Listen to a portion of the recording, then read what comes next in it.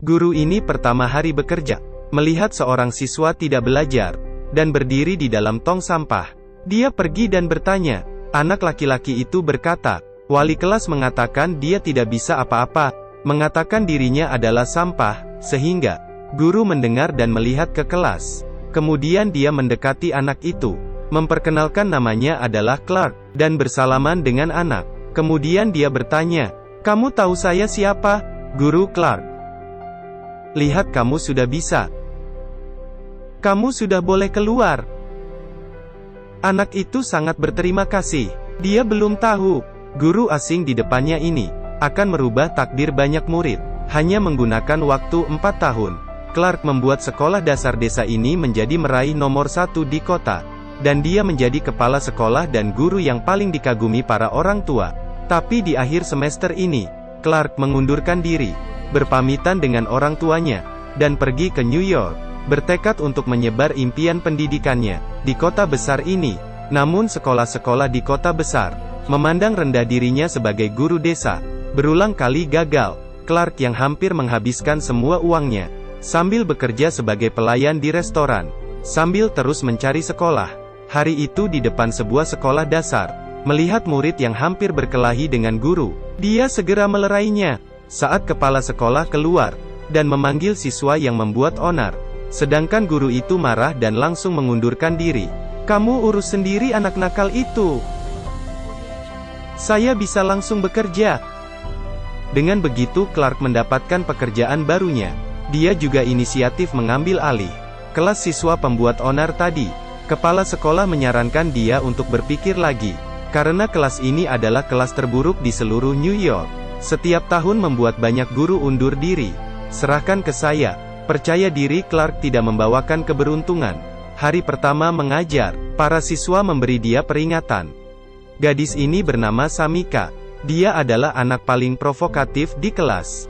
Di atas dorongannya, tidak ada satu orang pun mendengar Clark. Ruang kelas menjadi berantakan setelah pulang sekolah.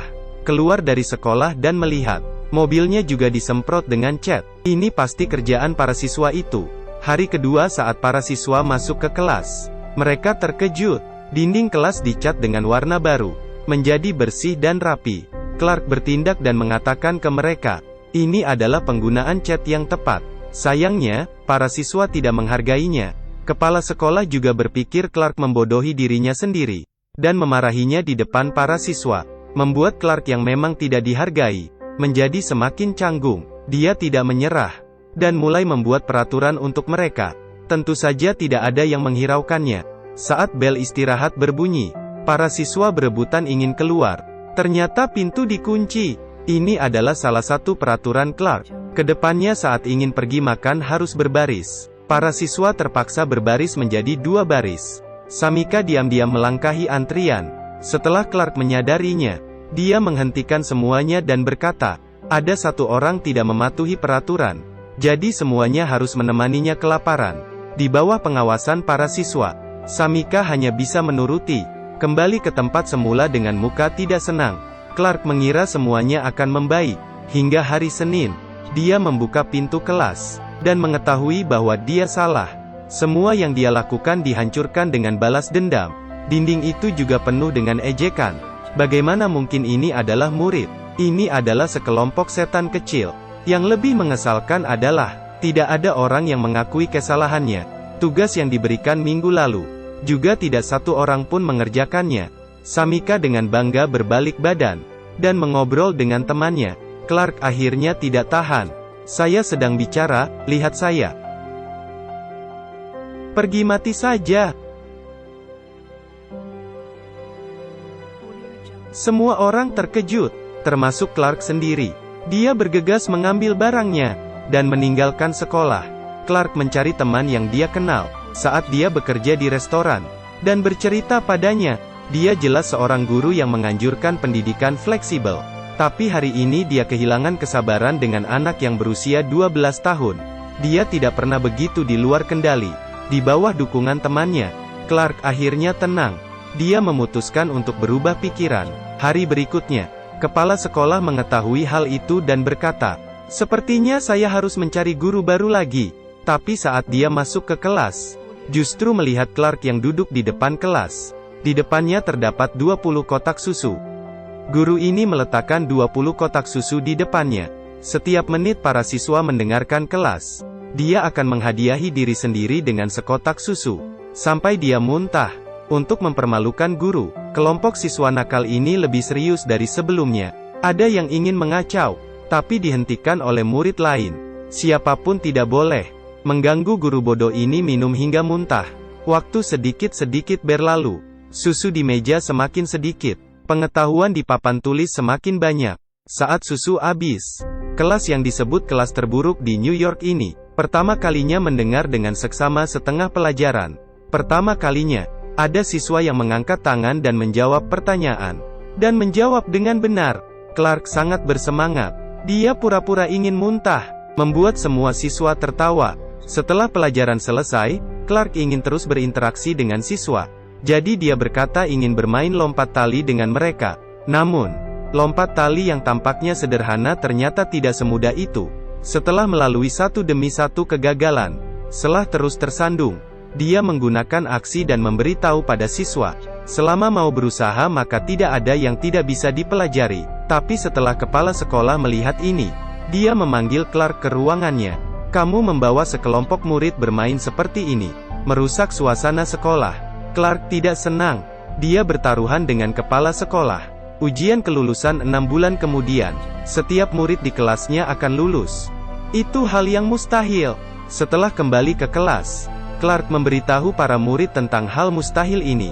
Siapa yang ingin berjuang membuktikannya, memenangkan sebuah masa depan untuk diri sendiri, maka datang dan nyalakan lilin. Para siswa mulai berjalan ke depan. Saat ini, mereka yakin dari dalam hati, dan percaya bahwa Clark bisa membawakan keajaiban untuk mereka. Pengetahuan tentang sejarah di buku terlalu membosankan. Clark mengisi kata-kata di malam hari, dan mengubahnya menjadi rap. Menyalakan musik saat pelajaran, mulai menari. Para siswa segera mengikuti ritme, bahkan bernyanyi lebih lancar darinya, membuat siswa di kelas sebelah sangat iri. Ada murid yang bernama Kevin yang dasarnya sangat buruk. Clark memberinya pelajaran terpisah. Menghadapi emosi orang itu, bahkan orang tua Kevin merasa, anaknya tidak bisa ditolong lagi. Bisa menghemat biaya sekolah jika dimasukkan ke pusat pengajaran remaja. Tapi Clark menentang keras. Biarkan dia mengambil tugas menjadi orang tua. Samika yang paling provokatif di kelas. Sebaliknya adalah satu murid dengan bakat belajar tertinggi. Tapi akhir-akhir ini dia tindak mengerjakan tugasnya lagi. Clark pergi ke rumahnya dan menemui Samika tinggal di keluarga orang tua tunggal yang miskin. Setiap pulang sekolah dia harus menjaga 3 adiknya, dan tidak memiliki waktu untuk mengerjakan tugas. Clark membantunya mengerjakan pekerjaan rumah, agar dia memiliki waktu untuk menyelesaikan tugas, dan juga meyakinkan ibu Samika untuk menghabiskan lebih banyak waktu untuk putrinya, karena dia memiliki kesempatan untuk pergi ke sekolah menengah utama. Setelah sekian lama kerja keras, tubuh Clark akhirnya tidak sanggup. Hari itu saat dia sedang mengajar, tiba-tiba dia batuk keras, kemudian jatuh pingsan. Para murid mengira gurunya sedang bercanda, memintanya jangan bermain lagi. Hingga mereka menyadari guru tidak ada respon. Semuanya mulai panik. Guru diantar ke rumah sakit. Hasil tesnya adalah pneumonia. Meskipun pneumonia ini tidak menular, tapi dokter memintanya untuk beristirahat di rumah selama 2 minggu, agar tidak menunda kemajuan pelajaran. Clark meminta temannya untuk merekam video. Para siswa mendengar penjelasannya dari video, yang membuat kepala sekolah terkejut. Kapan kelompok anak nakal ini menjadi begitu serius? Setelah Clark sembuh dan kembali, jarak dengan ujian kelulusan sisa 1 minggu, dia sangat marah pada para murid, karena hingga saat ini masih ada orang yang tidak lulus di ujian tes ini. Clark tahu, mereka telah bisa menguasai apa yang harus dikuasai, tapi mental saat menghadapi ujian, masih sama seperti dulu. Dia dengan serius memberitahu para murid, ujian kelulusan minggu depan, tidak hanya kesempatan untuk membuktikan diri kalian, tapi juga untuk menentukan arah hidup kalian. Sebuah gerbang penting. Kevin yang mendengar, kemudian tersenyum. Saat hari ujian itu, Kevin bertemu 2 teman penjahatnya, memintanya untuk ikut mencuri bersama. Untung saja Clark telah menebak bahwa Kevin akan muncul masalah, dan menjemputnya untuk ke sekolah. Kamu ingin ke sana atau ke sini? Melihat tatapan tulis Clark, Kevin membuat keputusan. Sana. Dia masih belum tahu, keputusan sederhana ini akan membawa perubahan besar pada hidupnya. Hingga pada waktu terakhir, Clark mengantar Kevin ke ruang ujian. Para murid sedang menjawab pertanyaan di dalam. Clark yang di luar sangat grogi, seperti ayah yang sedang menunggu anaknya lahir. Akhirnya bel berbunyi. Ujian berakhir. Melihat wajah para murid yang santai, Clark akhirnya lega. Sebelum hasil ujian keluar, dia mengajak seluruh siswa membawa orang tua masing-masing untuk menonton opera. Semua murid sangat senang, terutama Kevin. Tapi saat opera dimulai hari itu, semua orang telah datang, hanya tidak melihat Kevin. Clark merasa ada yang tidak benar. Dia segera pergi ke rumah Kevin, membuka pintu, melihat kekacauan di dalam rumah. Dia masuk ke kamar Kevin, melihat sebuah gambar keren di dinding. Remaja berbaju hitam digambar, melepaskan sebuah topeng putih. Ternyata Kevin memiliki bakat yang tinggi dalam menggambar, sedangkan dia yang sebelumnya terus memakai topeng dan menutup diri sendiri. Clark menyadari hal itu, dan segera berlari ke bawah dan mencari. Akhirnya di tumpukan sampah, dia menemukan Kevin yang luka parah. Dia dipukul oleh ayah tirinya dan diusir dari rumah. Clark memeluk erat dirinya, berkata penderitaan sudah berakhir, tidak apa-apa. Kepala sekolah menerima Kevin, dan berjanji akan merawatnya dengan baik. Di hari terakhir semester, Clark membuat sebuah upacara penghargaan, memberi piala ke setiap siswa. Yang memiliki bakat matematika mendapat piala matematika, memiliki bakat seni mendapatkan piala seni. Ini bukannya hanya sebuah piala, melainkan sebuah kepercayaan bagi siswa untuk mengenal bakatnya sendiri. Saat ini kepala sekolah masuk. Dia mengambil hasil ujian para siswa. Di saat para siswa gugup menunggu hasil, dia mengumumkan hasil. Semua orang lulus. Bahkan nilai rata-rata kelas ini adalah yang tertinggi di tingkat kelulusan kali ini. Kalian bahkan lebih tinggi dari kelas berbakat. Kelas terburuk New York saat itu menggunakan waktu setengah tahun dan membuat keajaiban. Cerita ini dikutip dari kisah nyata. Clark juga menajdi guru legendaris Amerika. 55 peraturan kelas yang dia rumuskan digunakan banyak orang. Tidak meninggalkan, tidak menyerah. Membantu sangat banyak siswa yang nakal, dan mengubah takdir hidup mereka.